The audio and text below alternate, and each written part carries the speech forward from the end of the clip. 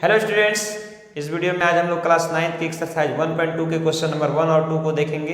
तो चलिए हम लोग स्टार्ट करते हैं इस वीडियो को।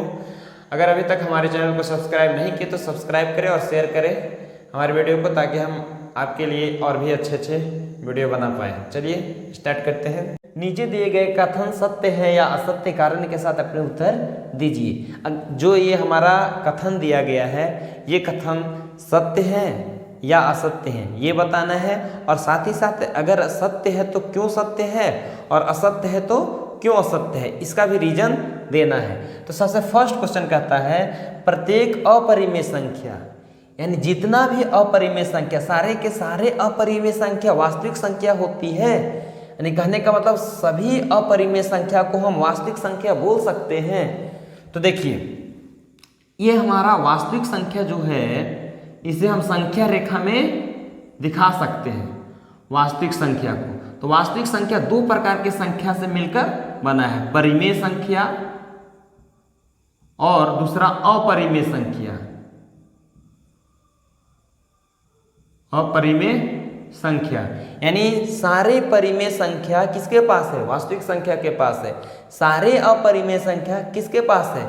वास्तविक संख्या के पास है। तो हम निश्चित बोल सकते हैं कि सभी अपरिमेय संख्या अपने आप में एक क्या है? वास्तविक संख्या है, क्योंकि सारी अपरिमेय संख्या को भी हम संख्या रेखा में दिखा सकते हैं। इसलिए सारे अपरिमेय संख्या हमारे क्या है? वास्तविक संख्या है। उसी प्रकार सारे परिमेय संख्या भी वास्तविक संख्या है, लेकिन हर एक वास्तविक संख्या परिमेय नहीं हो सकता है, क्योंकि वास्तविक संख्या के पास परिमेय के अलावा अपरिमेय संख्या भी उपस्थित है। उसी प्रकार सारे वास्तविक संख्या अपरिमेय संख्या नहीं हो सकता है, क्योंकि वास्तविक संख्या के पास अपरिमेय के अलावा परिमेय संख्या भी उपस्थित है। लेकिन जो हमारा कथन है अपरिमेय संख्या, यानी सारे अपरिमेय संख्या को वास्तविक संख्या बोला जा सकता है, यानी सारे अपरिमेय संख्या हमारा वास्तविक संख्या है। तो ये क्या है? सत्य है। हमारा जो कथन है ये सत्य है। इसका रीजन होगा क्योंकि वास्तविक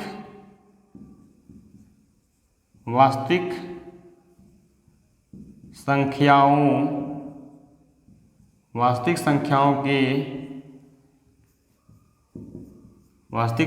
के परिमेय और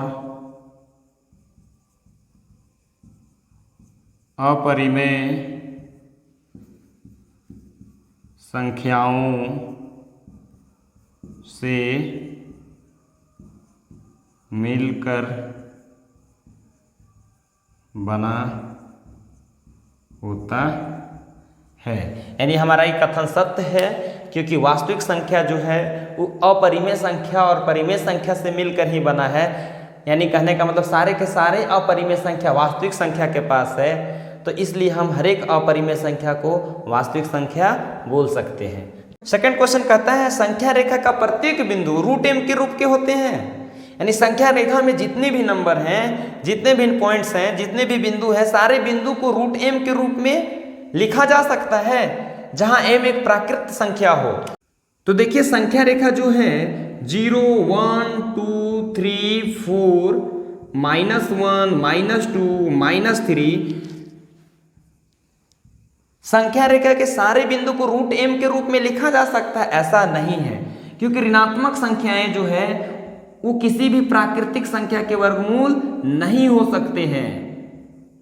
यानी ये हमारा कॉम्प्लेक्स नंबर है, इसे संख्या रेखा पे दिखाया नहीं जा सकता है। कॉम्प्लेक्स नंबर के बारे में हम क्लास 11th में पढ़ेंगे। तो और हमारा ये सब धनात्मक संख्याएं हैं। संख्या रेखा के पास धनात्मक संख्या भी होती है और ऋणात्मक संख्या भी होती है। तो ऋणात्मक संख्या जो है उसका वर्गमूल कोई एक प्राकृतिक संख्या की वर्गमूल नहीं हो सकती है, इसलिए ये कथन हमारा असत्य है। असत्य है क्योंकि कोई भी ऋणात्मक संख्या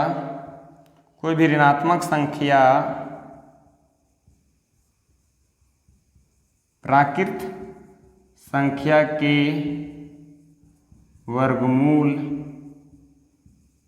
नहीं हो सकती है। यानी ऋणात्मक संख्या को रूट m के रूप में नहीं लिख सकते हैं, क्योंकि किसी भी प्राकृतिक संख्या के वर्गमूल नहीं हो सकते हैं और ये एक प्रकार के कॉम्प्लेक्स नंबर है, इन्हें संख्या रेखा पे भी दिखाया नहीं जा सकता है। तो थर्ड क्वेश्चन हमारा कहता है, क्या प्रत्येक वास्तविक संख्या एक अपरिमेय संख्या होती है?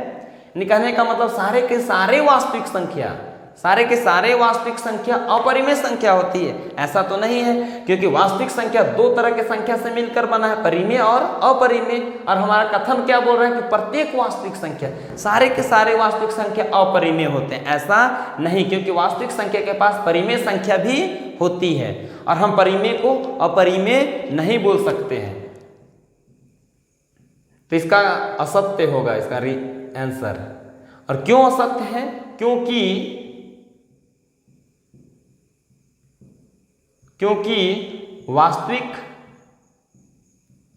वास्तविक संख्या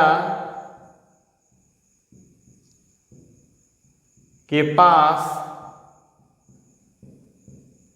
परिमेय संख्या भी होती है। यानी वास्तविक संख्या के पास परिमेय संख्या भी होती है और इस परिमेय संख्या को हम अपरिमेय नहीं बोल सकते हैं। और हमारा क्वेश्चन कहता था कि वास्तविक संख्या एक अपरिमेय संख्या होती है, यानी सारे के सारे वास्तविक अपरिमेय होती है? ऐसा नहीं है, कुछ वास्तविक संख्याएं परिमेय होती है और कुछ वास्तविक संख्याएं अपरिमेय होती है। यानी सेकंड क्वेश्चन कहता है, क्या सभी धनात्मक पूर्णांक के वर्गमूल अपरिमेय होते हैं? यानी जितने भी धनात्मक पूर्णांक है, पॉजिटिव इंटीजर है, सारा का वर्गमूल निकालते हैं, अंडर रूट निकालेंगे, तो क्या वो संख्या हमारा अपरिमेय होते हैं? यदि नहीं तो एक ऐसी संख्या के वर्गमूल का उदाहरण दीजिए जो एक परिमेय संख्या हो। तो ये हमारा कह रहा है कि सारे धनात्मक पूर्णांक यानी 1, 2, 3, 4, 5, 6 ये सारे जितने भी धनात्मक पूर्णांक हैं, क्या सारे के वर्गमूल एक अपरिमेय संख्या है? यही क्वेश्चन कह रहा है। तो आइए देखते हैं, जैसे √1, √2, √3, √4, √5, √6, क्या ये सभी हमारे क्या है? अपरिमेय संख्याएं हैं? ऐसा नहीं। जैसे 1 का वर्गमूल 1, 4 का वर्गमूल 2, तो 1 का वर्गमूल 1, 4 का वर्गमूल 2 हमारा परिमेय संख्या है और 1 भी हमारा परिमेय संख्या है। इस तरह से हम बहुत सारे नंबर ले सकते हैं, जैसे 25 इसका वर्गमूल 5, 9 इसका वर्गमूल 3। इस तरह से बहुत सारे ऐसे धनात्मक पूर्णांक हैं जिसका वर्गमूल हम निकालेंगे तो अपरिमेय संख्याएं नहीं होती है। ये सब हमारा क्या है? परिमेय संख्या है। तो इसका आंसर होगा सभी धनात्मक पूर्णांक का वर्गमूल अपरिमेय नहीं होते हैं। जैसे उदाहरण में हम दे सकते हैं, उदाहरण √4, √1, इस तरह से बहुत सारे दे सकते हैं, √25, √9। तो ये वीडियो कैसा लगा आप ज़रूर कमेंट करके बताइएगा। चलिए धन्यवाद हमारे वीडियो को अंत तक देखने के लिए। Thank you.